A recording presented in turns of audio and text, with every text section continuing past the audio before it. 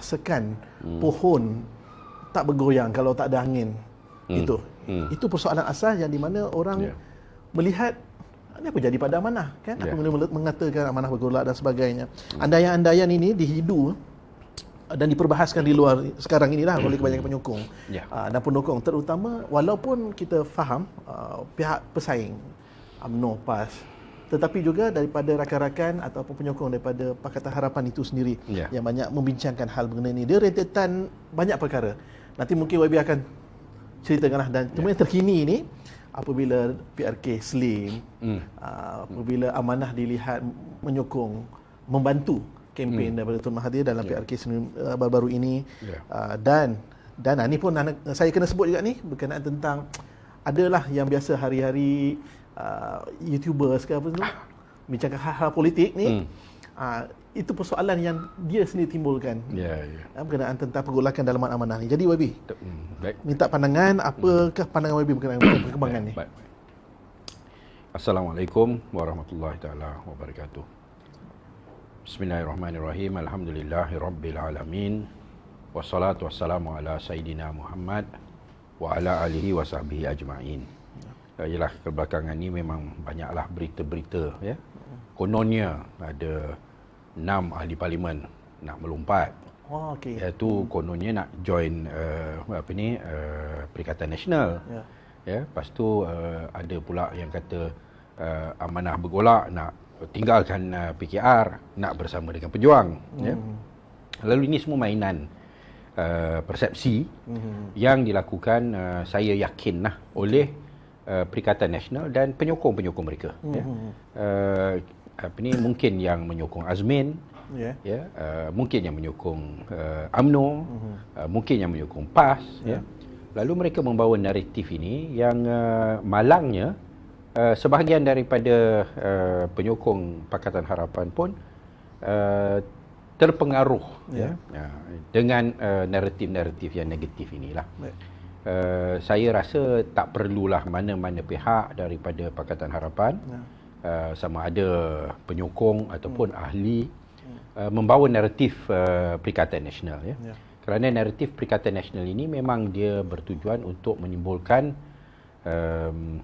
keadaan kacau bilau, syak wasangka, kurang meyakini di antara satu sama lain. Pendirian amanah memang jelas, dan ini memang kita ada kata sepakat di kalangan pimpinan dan saya yakin ahli-ahli, di mana amanah adalah bersama dengan Pakatan Harapan, iaitu bersama dengan keadilan, bersama dengan DAP, dan kita ingin untuk mengukuhkan Pakatan Harapan dengan pendekatan yang seperti mana yang pernah dipersetujui dalam Majlis Presiden, untuk mengekalkan hubungan dan kerjasama dengan kumpulan yang bersama dengan Tun Mahathir, dan juga dengan warisan. Kerana kita kena sentiasa ingat bahawa kita ada 109, dan kita short hanya 3-4 untuk nak mendapat balik kerajaan. Tapi 109 itu adalah termasuk 18 yang bersama dengan Tun Mahathir. Maka sebagai pembangkang, kita mengharapkan pembangkang ini boleh bekerjasama dan boleh bersatu, dan kita memberikan keutamaan untuk melawan pihak lawan kita, iaitu Perikatan Nasional. Malangnya ada di kalangan kita dia lebih seronok lawan sesama kita. Itulah yang kita pun heran. Dia masih lagi macam tak faham siapa kawan dan siapa lawan. Dan pihak pembangkang kena lawan dengan kerajaan. Ini basic lah, basic. Tapi kalau bahasa orang yang cakap dia orang politik tapi dia tak faham benda tu pun saya tak faham lah.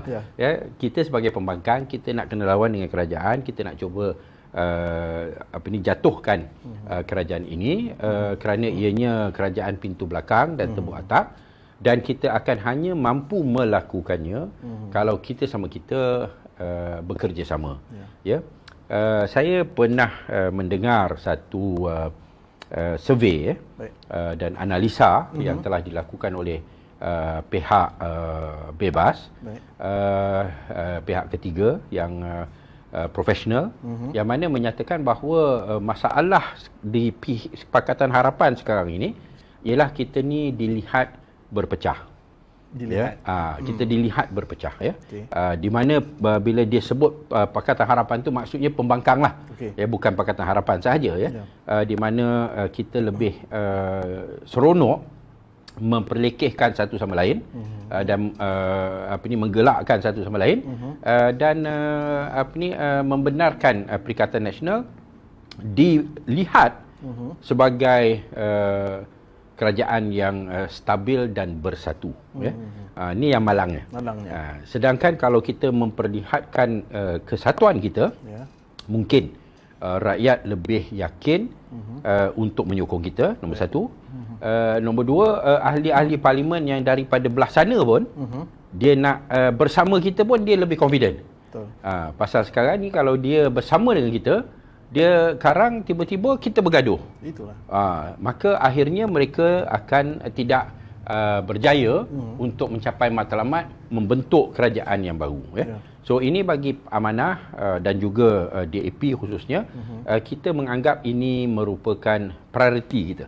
Iaitu kita kena kukuhkan kerjasama di dalam Pakatan Harapan, iaitu bersama dengan Keadilan, bersama dengan DAP dan Amanah, dan juga di luar daripada Pakatan Harapan di kalangan pembangkang, supaya kita ni bersatu. Bukan dengan Perikatan Nasional. Perikatan Nasional ni seteru kita ataupun saingan kita. Bukan untuk kita nak bekerja sama dengan mereka ataupun membantu mereka. Pasal kita tidak acknowledge, kita tidak iktiraf kedudukan mereka sebagai satu kerajaan yang bermaruah. Untuk Amanah, siapa saja yang lawan Perikatan Nasional, kita akan bantu. Itulah sebabnya kita turun ke SLIM. Itu kita punya fahaman. Itu pegangan kita. Nak lawan BN, nak lawan PAS, nak lawan Perikatan Nasional, siapa yang nak lawan, kita akan bersama dan kita akan bantu. Kalau itu dianggap sebagai satu kepelikan, maka saya rasa yang mengeluarkan kata-kata ataupun beranggapan begitu, dia tidak memahami konsep fiqh aulawiyat ataupun realiti politik negara. Dan dalam kes SLIM sebenarnya kita Pakatan Harapan bersetuju untuk memberi laluan kepada pihak pejuang ataupun parti yang nak ditubuhkan oleh Tuan Dr. Mahathir. Maka itu satu keputusan Pakatan Harapan. Kita setuju. Kita akan beri laluan kepada mereka, bukan untuk nak memalukan dia ataupun nak gelakkan dia dan sebagainya, tetapi untuk memberi dia peluang dan kita akan sokong dia.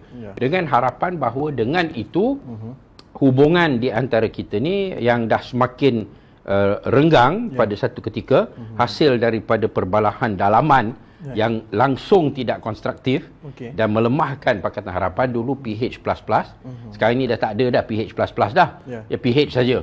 Dan oleh kerana kita ni duk serang satu sama lain, akhirnya semakin renggang. So pilihan raya kecil SLIM itu memberikan peluang kepada kita untuk mengukuhkan kembali hubungan. Kerana kita perlu bersatu untuk nak hadapi Perikatan Nasional.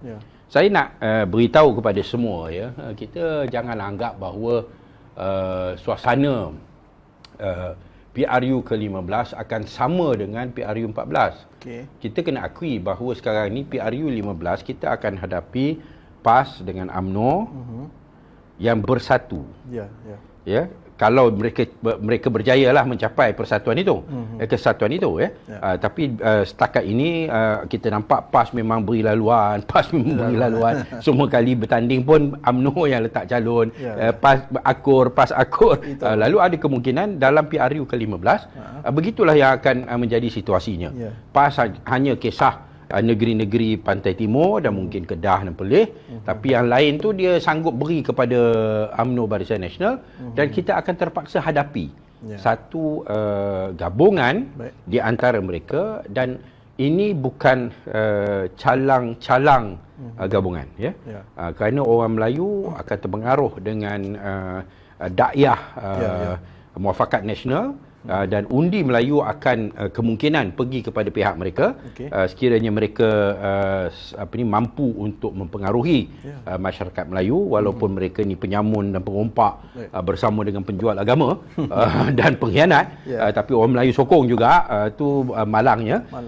So kita kena menyedari bahawa PRU 15 ini bukan semudah yang digambarkan, ya. Oleh kerana itu kita perlu bersatu. Jadi kalangan kita untuk nak hadapi lawan yang buat kali pertamanya telah bersatu. Mungkin tak betul jugalah. Kali pertama tak betul kerana dulu sebenarnya PAS dengan UMNO pernah bersatu juga. Iaitu bila tubuhnya Barisan Nasional.